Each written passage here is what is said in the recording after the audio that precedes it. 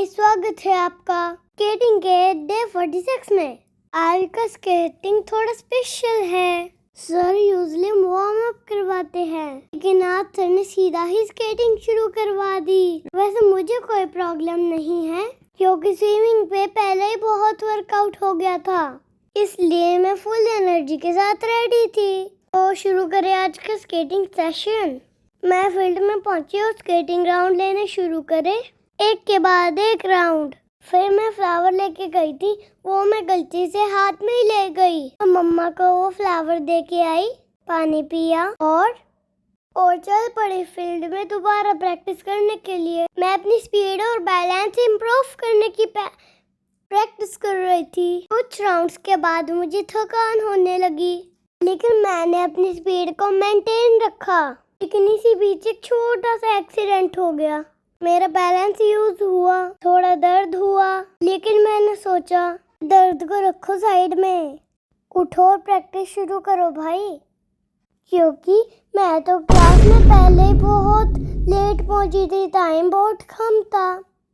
तो मैं फिर से उठी और फिर से राउंड लेने लगी। मैं स्केट्स पे रोल करते करते थोड़ा रेस्ट करने लगी।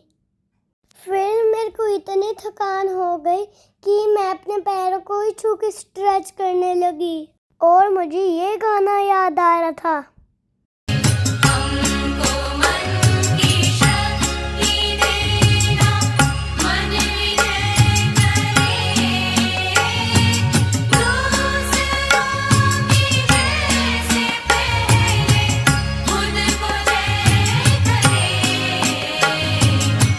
दूसरों की जय तो बाद में करेंगे, पहले अपनी जय तो कर लूं। दूसरों को हराने की जल्दी नहीं है मुझको, क्योंकि मैं खुद को जय करके पावर लेके स्पीड बना के हरा ही दूंगी सबको।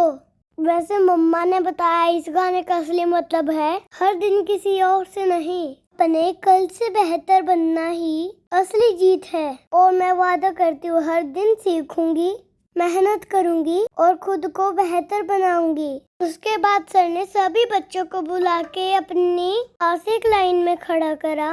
सर ने एक सीनियर स्केटिंग सबको दिखाई, वो बहुत अच्छी स्केटिंग करती है।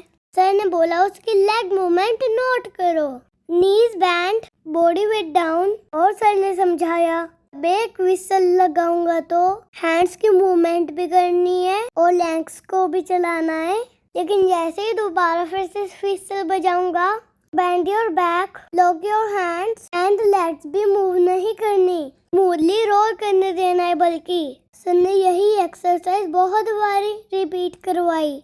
मैं बीच में गिर गई, पर मैं फिर भी उठी और प्रैक्टिस शुरू की। अब धीरे धीरे हम समझ गए हैं बैलेंस कितना इम्पोर्टेंट होता है। इतने सारे राउंड्स के बाद फाइनली आ गया एक मेरा फेवरेट मूवमेंट, जिसका मुझे बहुत देर से इंतजार था। लेकिन उससे पहले एक जरूरी बात, स्केटिंग हमें सिखाती है पेशेंस, डिसिप्लिन और हार न मानने वाला हौसला, जो डेली लाइफ में बहुत जरूरी होता है। और मम्मा पापा बोलते हैं जिसने ये सीख लिया वो समझो जीत गया।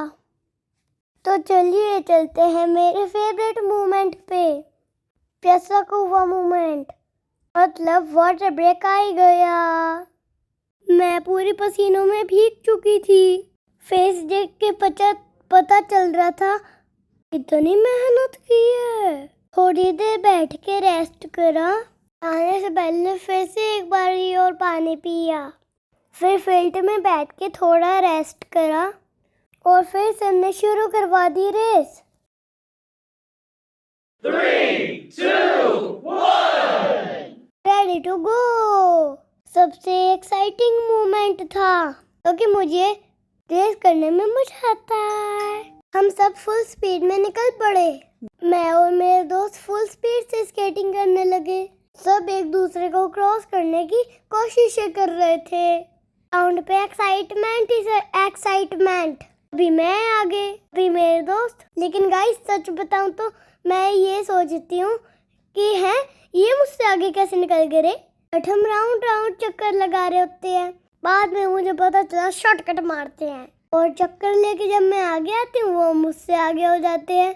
और हमने आज की रेस को बहुत एंजॉय करा। सारे फ्रेंड्स के फेस पे स्माइल थी। जितना इम्पोर्टेंट जीतना है उतना भी तो एंजॉय करना इम्पोर्टेंट है। रेस के बाद ब्रेक हुआ। उसके बाद सर ने नॉर्मल स्केटिंग प्रैक्टिस शुरू करवाई।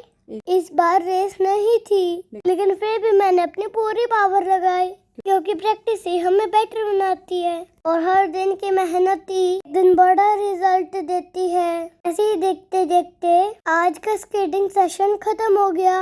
अगर आपको मेरी स्केटिंग जर्नी पसंद आ रही है तो वीडियो को लाइक शेयर सब्सक्राइब करना मत भूलना और कमेंट में जरूर बताना सबसे बेस्ट मोमेंट कौन सा था। मैं मिलूंगी आपसे स्केटिंग डे 47 में। Keep smiling, never give up. Bye friends.